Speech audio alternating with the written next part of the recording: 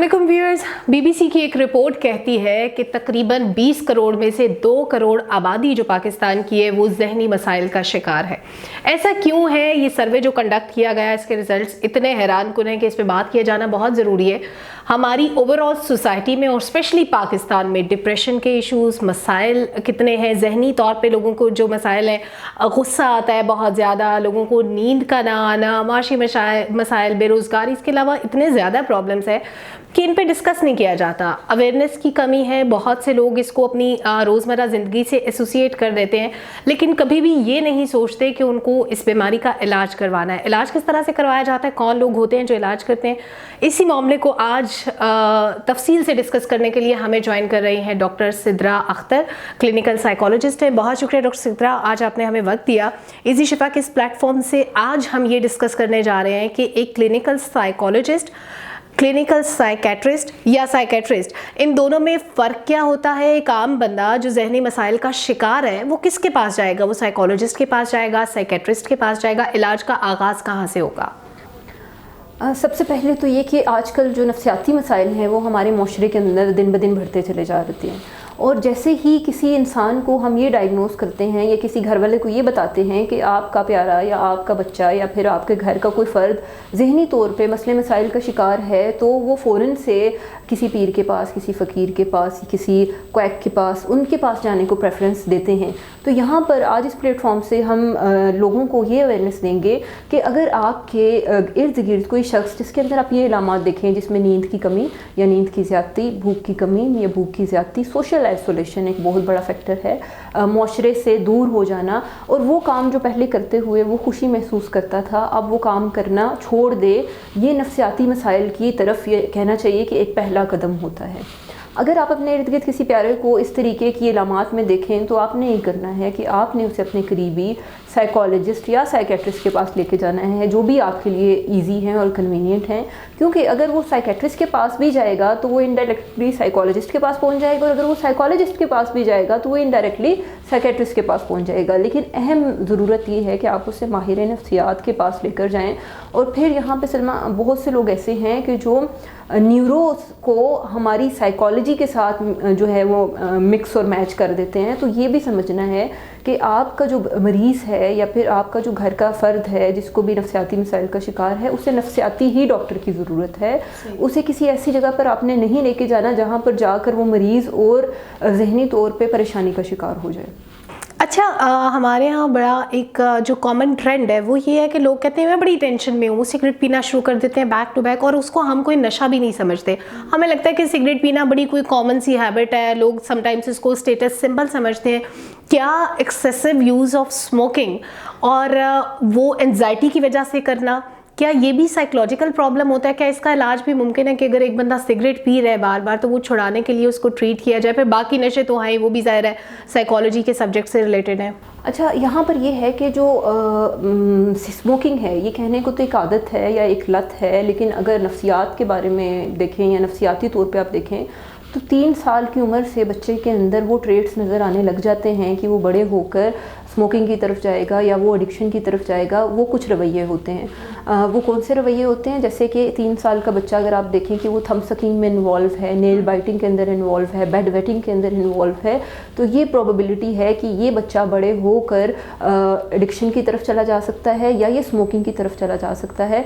और फिर शुरू में जो भी बच्चे हमारे स्मोकिंग की तरफ जाते हैं वो सिर्फ एक पीयर प्रेशर की वजह से जाते हैं, एक स्टेटस सिंबल की वजह से जाते हैं, हीरोपन का मुजाहरा करते हुए चले जाते हैं, और फिर वो जो पहली बारी वो ट्राई करते हैं उसके बाद कुछ अरसे बाद वो हैबिचुअल हो जाते हैं।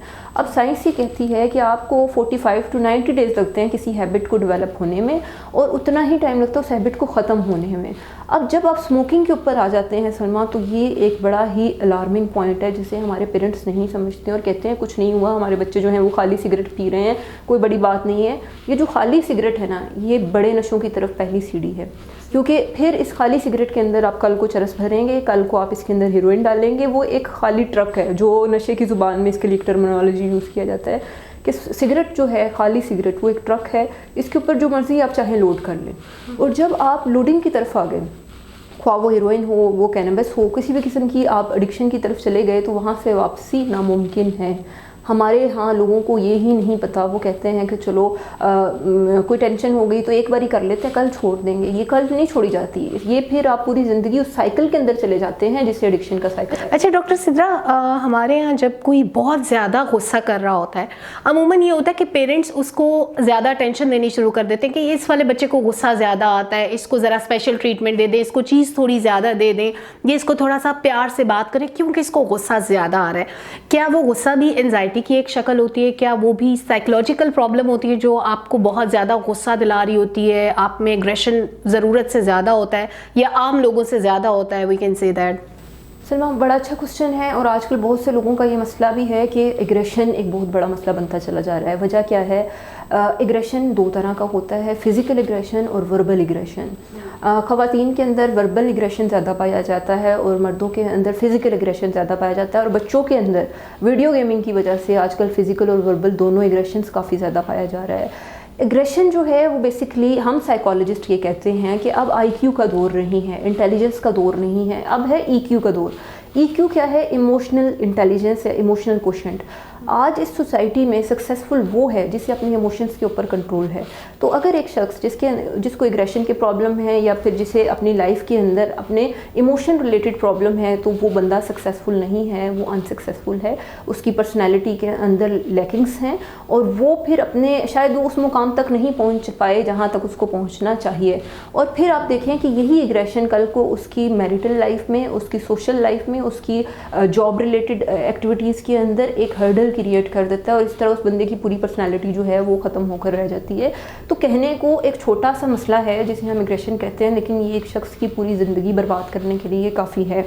अब जो आपका सवाल का दूसरा पार्ट था वो ये था कि हम उसको ज़्यादा तवज्जो देने लग जाते हैं, हम उसको ज़्यादा पैम्पर्ड करने लग जाते हैं। पेरेंट्स ये करते हैं कि वो उसको अहमियत ज़रूर देते हैं, लेकिन वो अहमियत जो है वो उसके टेंट्रम्स को और ज़्यादा बढ़ा देती है।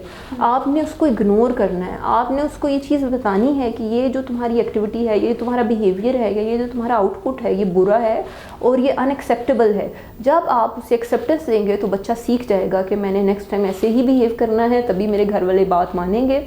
तो सब यहाँ पर जो एक काम पेरेंट्स की ज़िम्मेदारी है, हम सब की ज़िम्मेदारी है कि अगर कोई बच्चा या कोई आपके इर्द गिर्द गुस्से में हो तो दो रिस्पॉन्स होते हैं, फ़ाइट और फ्लाइट। या तो आप उसका मुकाबला करें या फिर आप उस सिचुएशन को छोड़ दें।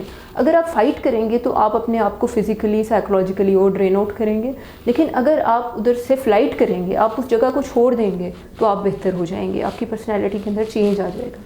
अच्छा डॉक्टर सिद्रा, हम सब की ज़िंदगी में कुछ ना कुछ हैपनिंग ऐसी होती है जिसकी वजह से हम इमोशनली कोलैप्स कर जाते हैं। किसी के खुदा न खास्ता पेरेंट्स की डेथ हो गई, कोई भी करीबी रिश्ता टूट गया, ख़त्म हो गया, कोई आपकी ज़िंदगी से चला गया, या मतलब कोई भी हादसा हो सकता है जो आपको इमोशनली कोलैप्स करवा दे, कर दे। उसके बाद क्या होता है कि जब आप आइसोलेशन का शिकार होते हैं या आप एंजाइटी ट्रॉमा इश्यूज़ को फेस कर रहे होते हैं, लोग आपको पागल कहना शुरू कर देते हैं, जो यू कैन से कि साइकोलॉजिकल प्रॉब्लम की तरफ एक रास्ता होता है जो शायद आपको मुकम्मल पागल कर दे। जब आप ज़ाहिर है उसको पागल पागल कहते रहेंगे, बंदा अल्टीमेटली पागल हो जाएगा। इन चीज़ों को कैसे टैकल किया जाता है? क्या इसके लिए भी थेरेपीज़ होती हैं कि अगर बंदा इमोशनल ट्रॉमा से गुजर रहा है तो उसको क्या मेडिसिन से ट्रीट किया जाता है, क्या वर्बल थेरेपीज से ट्रीट किया जाता है, क्या होता है उसके साथ?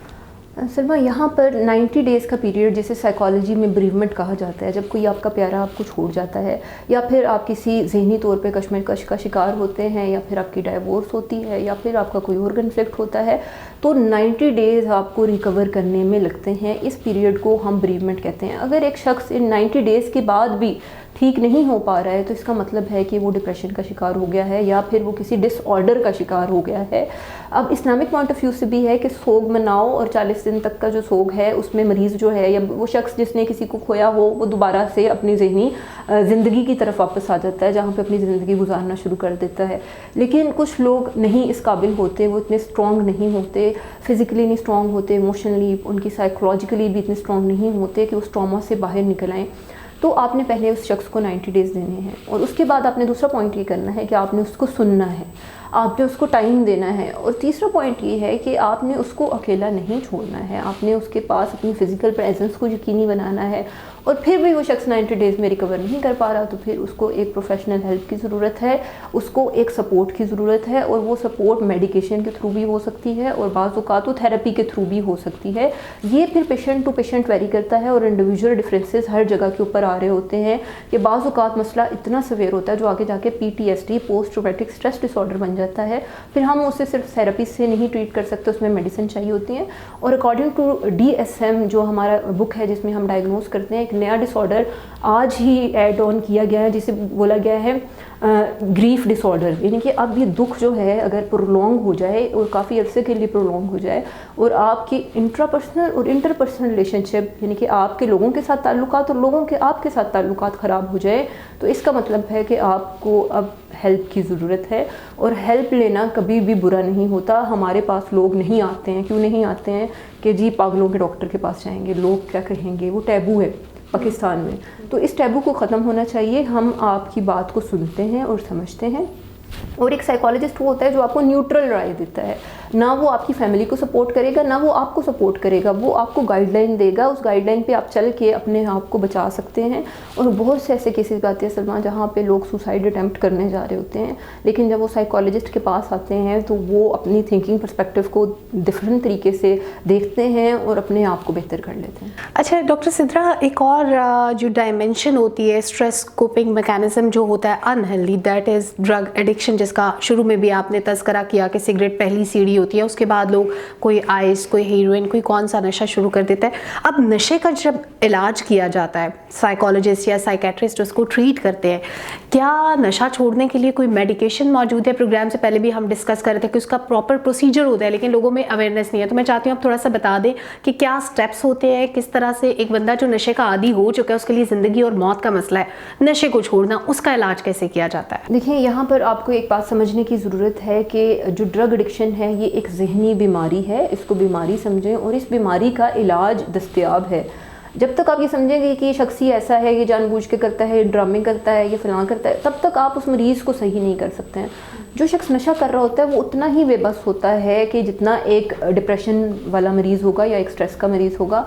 अब जो नफ्सियाती जो ड्रग एडिक्शन की तरफ लोग चले जाते हैं, इनमें फ़र्क ये होता है कि इनको किसी की सपोर्ट की ज़रूरत होती है। घर का कोई बड़ा उनका सरपरस्त बनता है और वो उनके इलाज का तहैया करता है, क्योंकि ये तो ख़ुद कभी भी नहीं चाहते हैं कि वो अपना इलाज करवाएं, क्योंकि वो नशा उनको प्लेयर दे रहा है और कोई भी शख्स प्लेयर छोड़ना नहीं चाहता है।